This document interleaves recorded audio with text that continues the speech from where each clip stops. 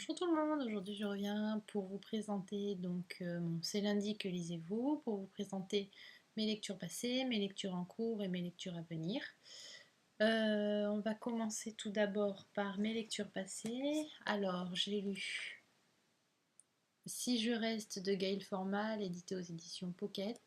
Alors ça parle de Mia qui est une violoncelliste qui a 17 ans, qui a un petit ami qui est dans un groupe de rock et un jour elle décide de partir avec ses parents faire une petite virée en voiture et malheureusement il y arrive un accident de voiture et elle se retrouve dans le coma et donc on remonte dans le temps pour la suivre au début de sa rencontre avec son petit ami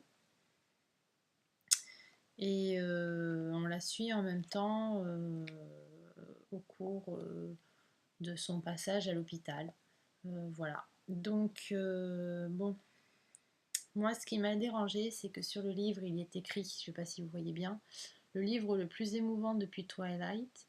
Euh, Twilight, pour moi, c'était un très beau livre d'amour. Émouvant, je sais pas pour vous, mais pour moi, j'ai trouvé ça pas trop émouvant. J'ai beaucoup aimé Twilight, hein, je les ai dévorés. Et là, c'est sûr que c'est assez émouvant, mais je veux dire, moi, ça n'a pas été un coup de cœur non plus. C'est une très belle histoire où on découvre une jeune fille avec son, on va dire, son véritable amour. Et voilà. Donc c'est une très belle histoire, mais pour moi, ça restera là et ça ne sera pas un coup de cœur. Par contre, il est à découvrir quand même. Ensuite, j'ai lu, donc je vous présentais hier, c'est le théorème de Catherine de John Green, édité aux éditions Nathan. Une histoire sympa pour les jeunes. Si je me souviens bien, c'est à partir de 12 ans.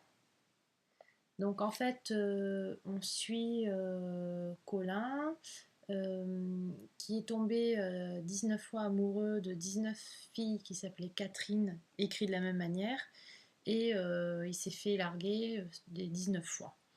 Donc en fait, son meilleur ami décide, après sa dernière rupture, de lui faire une virée en voiture et ils partent tous les deux à l'aventure et ils vont découvrir un petit village qui s'appelle, une petite ville plutôt, qui s'appelle Gutshut. Excusez-moi ma prononciation, parce que c'est pas évident. Et ils vont décider de rester là-bas. Et Colin va également décider de comprendre pourquoi il se fait larguer par ses Catherine. Et donc il va décider de mettre en application, d'où le titre, un théorème qui va expliquer les largueurs, les largués et avec l'âge environ.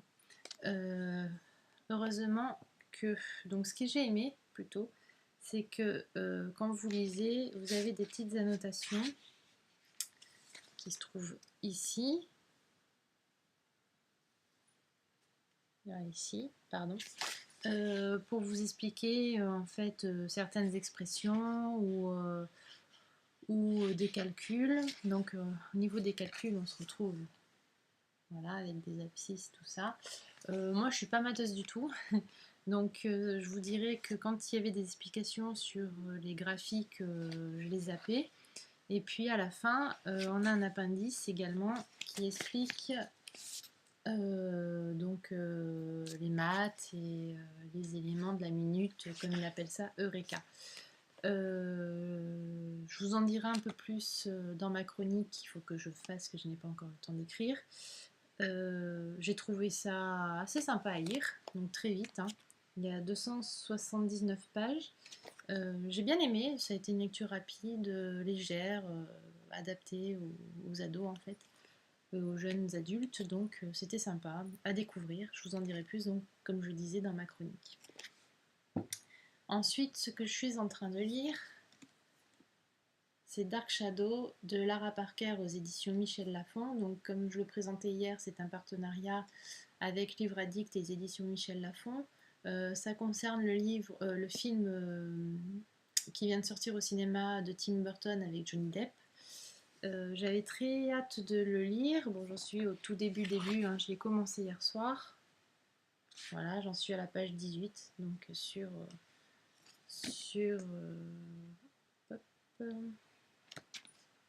430 pages. Donc pour le moment, ça se lit assez bien, pour le peu que j'ai lu. On rentre dans l'histoire.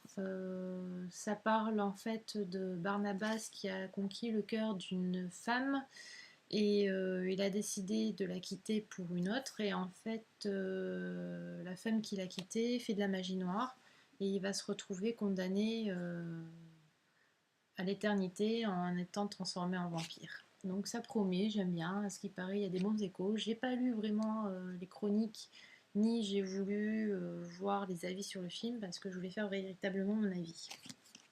Ensuite, ce que je compte lire, si je reçois pas d'SP dans la semaine, parce que j'en ai qui doivent arriver, je vais lire Gaïla, écrit par Elisabeth Charrier aux éditions Chirographaire. Donc je vous en avais parlé une fois dans mon IMM, c'est un livre voyageur où c'est des entités qui disputent les âmes des mortels qui provoquent la destruction des mondes. Voilà. Donc ça a l'air assez tentant, ça a l'air de se lire vite. En plus, c'est écrit, c'est assez espacé. Donc ça se lit assez vite, à mon avis. Il y a 245 pages. Et si j'arrive à lire ça, je vais m'attaquer à celui-là, Cities, d'Adeline Nitesom. Donc Cities, femme pirate, édité aux éditions Teresiae. Donc là, il est assez gros. Il y en a eu beaucoup d'échos, de très bons échos même, dont la chronique de Pluton. Voilà, donc j'ai hâte de le lire. Ça parle d'une femme pirate au 18e siècle. Voilà. Ensuite, oui, je voulais juste vous dire que j'ai réussi mon challenge organisé par Coton, qui était de lire 1000 pages dans le mois de mai. Et j'en suis, sans compter Dark Shadow, j'en suis à 1171 pages, donc je suis très contente. Voilà, donc là on va continuer le challenge pour essayer d'arriver aux 2000 si j'y arrive. Dans les 15 jours qui arrivent, c'est peut-être pas évident, mais peut-être aussi avec les bottins que j'ai, on verra bien. Voilà, bon, ben je vais faire un petit tour sur vos blogs, vos blogs et vos vidéos pour voir ce que vous avez lu, ce que vous allez lire et pour également augmenter ma palle en voyant ce que vous avez acquis. Je vous remercie beaucoup et puis à la semaine prochaine. Au revoir.